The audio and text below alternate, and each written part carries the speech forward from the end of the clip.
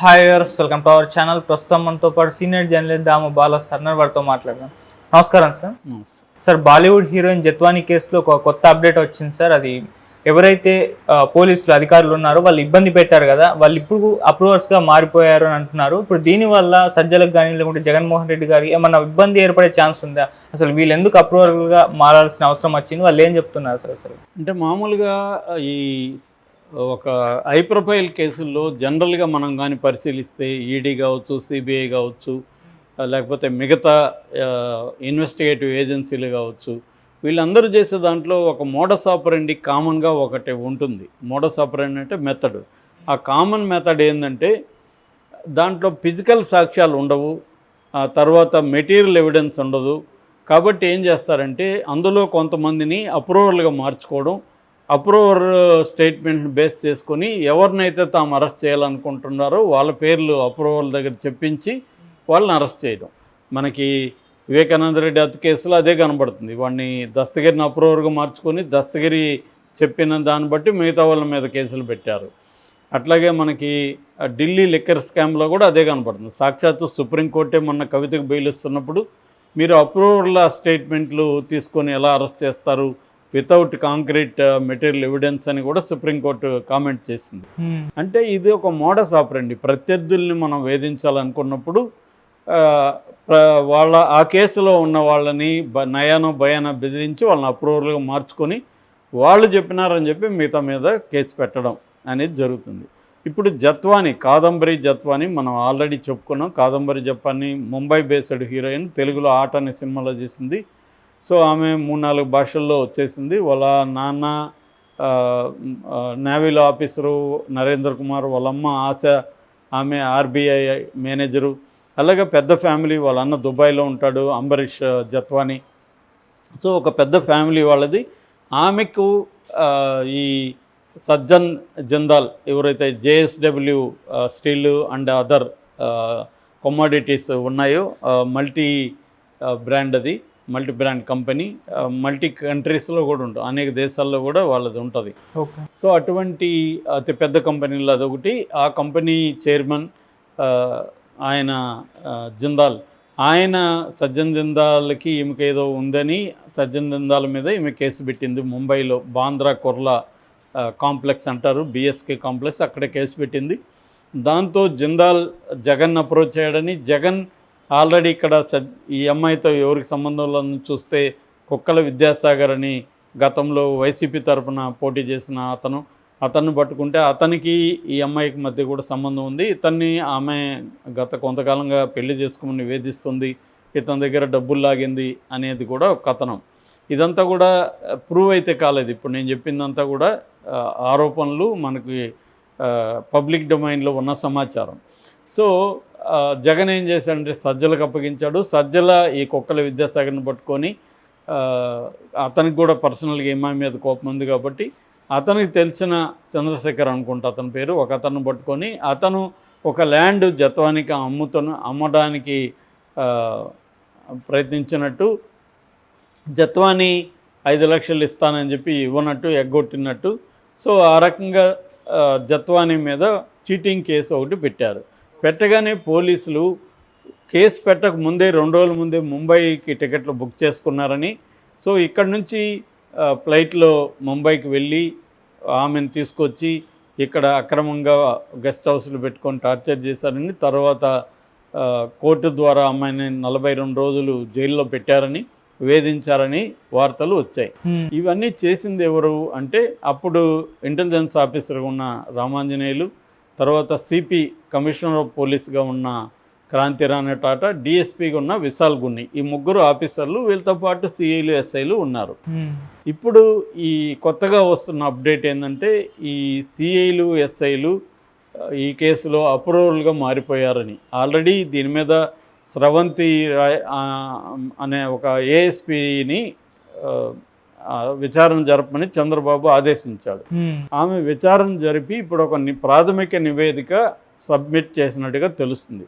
ఆ ప్రాథమిక నివేదికలు ఇప్పుడు నేను చెప్పిన అంశాలన్నీ ఉన్నాయని చెప్తున్నారు.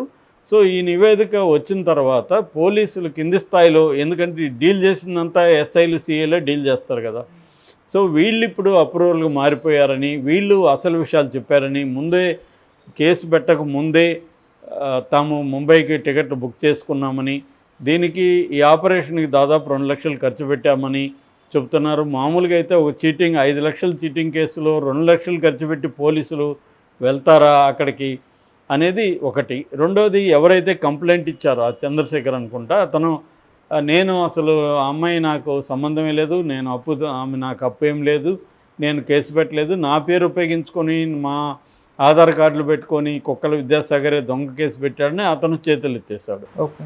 సో ఇప్పుడు పోలీసులు అప్రూవర్గా మారిపోయారని చెప్తున్నారు. ఎస్ఐలు సిఐలు అప్రూవర్గా మారిపోయారు. మారిపోయింటే మాత్రం ఈ ముగ్గురు ఆఫీసర్లకి మ్యూజిక్ కనిపిస్తుంది ఖచ్చితంగా. ఎందుకంటే వీళ్ళు అప్రూవల్ స్టేట్మెంట్ బేస్ చేసుకొని ఒక మహిళను వేధించారని చెప్పి స్ట్రాంగ్గా కేసు పెట్టే అవకాశం ఉంది. ముగ్గురిని ఆల్రెడీ వాళ్ళు ఇప్పుడు ఈ 16 మంది వేధిస్తున్నాడు కదా చంద్రబాబు, 16 మందికి ఉద్యోగాలు ఇవ్వకుండా, పోస్ట్ ఇవ్వకుండా రోజు వచ్చి డీజీపీ ఆఫీసులో కూర్చొని వెళ్ళమంటున్నాడు కదా. ఇప్పుడు ఆ ముగ్గురు కూడా దాంట్లో ఉన్నారు, 16 మందిలో.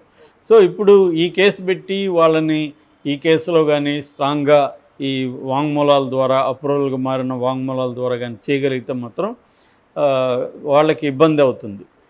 సో ఇది ఇప్పుడు జత్వానీ కేసులో లేటెస్ట్ పరిణామం. దీనివల్ల ఏమవుతుందంటే, ఒకటి ముగ్గురు పోలీసులకు చుట్టుకుంటుంది, వాళ్ళల్లో కూడా ఎవరన్నా అప్రూవల్గా మారినంత మాత్రం సజ్జలకు కూడా ఇది ఇబ్బంది అయ్యే అవకాశం ఉంది. ఆల్రెడీ సజ్జల ఈ కేసుకు సంబంధించి ఈనాడు మీద 100 కోట్లకి, తర్వాత వర్ల రామయ్య మీద 100 కోట్లకి డిఫెమేషన్ కేసు వేశాడు.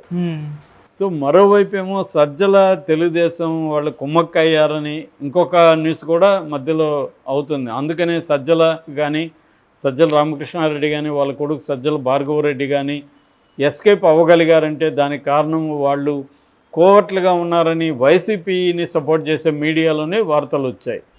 కానీ సజ్జలు ఇప్పటికి కూడా, మొన్న కూడా అనంతపురం లో వైసీపీ కేడర్తో, నాయకులతో ఆయన సమీక్ష చేశాడని కూడా వార్తలు వచ్చాయి.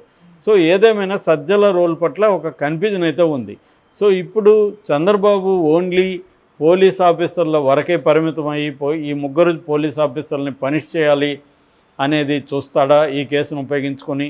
ఎందుకంటే ఈ కేసులో ఇంత సీరియస్గా తెలుగుదేశం కానీ మీడియా కానీ చూస్తే ఖచ్చితంగా దీన్ని ఇటువైపు కూడా డౌట్లు వస్తాయి మనకి. తెలుగుదేశం వైపు కూడా ఏదో ప్లాన్ చేస్తున్నారు వీళ్ళు, నిజంగానే ఆమె బాధితురాలా అన్న డౌట్ అయితే మనకు వస్తుంది. వీళ్ళు ఎంత ఉత్సాహం ఎందుకు చూపిస్తున్నారు? ఎందుకంటే ఇప్పుడు ఆంధ్రప్రదేశ్లో ఈ 3 నెలల్లో అనేక ఘోరాలు జరిగాయి. నంద్యాలలో చిన్న పాపని అత్యాచారం చేసి చంపేశారు. మొన్న విశాఖపట్నంలో ప్రమాదం జరిగి చాలామంది చనిపోయారు. ఇలాంటివి అన్నీ జరుగుతున్నా కూడా దాని మీద పెద్ద రియాక్ట్ అవ్వట్లేదు. కానీ ఒక జత్వాని ఎక్కడో ఎవరికి తెలియదు, ఆమె ముంబైలో కేసు అంటున్నారు, ఆమె మీద సజ్జన్ జిందాల్ మీద ఆమె పెట్టింది అంటున్నారు. ఆయన ముంబైలో డీల్ చేసుకోలేడా?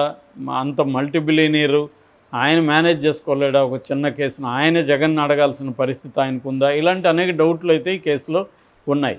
సో తెలుగుదేశం వాళ్ళు కూడా అనేకం ఇట్లాంటివి తవ్వి వైసీపీ మీద పగ సాధించే కార్యక్రమం అనేది స్టార్ట్ చేశారు. సో ఇది కూడా అలాంటి కేసేనా అనేది చూడాలి. ఎందుకంటే ఇక్కడ కూడా రేవంత్ రెడ్డి చూస్తే ఫోన్ ట్యాపింగ్ అని భయంకరంగా హడావిడి చేశాడు. ఇప్పుడు ఏమైంది? దాన్ని ఎవడు పట్టించుకోలే. అక్కడ కూడా కొన్ని హడావిళ్ళు కనబడతాయి. ఫైల్స్ దగ్ధం, ఫర్ ఎగ్జాంపుల్ పెద్దిరెడ్డి అరెస్ట్ అయిపోతాడు, అది ఇదని హడావిడి నడిచింది. ఏమైంది? ఇప్పటివరకు ఏమీ లేదు. అంటే ఇవన్నీ ఏంటంటే తాము అనుకున్న వాళ్ళని వేధించే వరకే కేసు ఉంటుంది. ఆ వేధింపులు అయిపోయిన తర్వాత మెల్లగా నీరుగా చేయడం అనేది జరుగుతుంది, ఇంకోటికి వెళ్ళిపోతారు.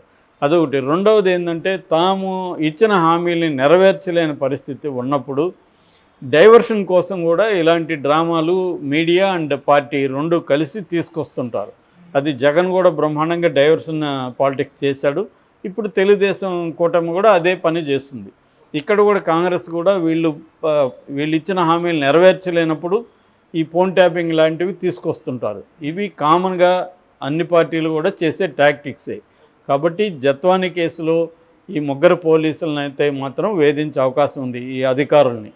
అంటే రామాంజనేయులు, తర్వాత విశాల్ గున్ని, తర్వాత క్రాంతిరా అన్నట్టు ఈ ముగ్గురిని మాత్రం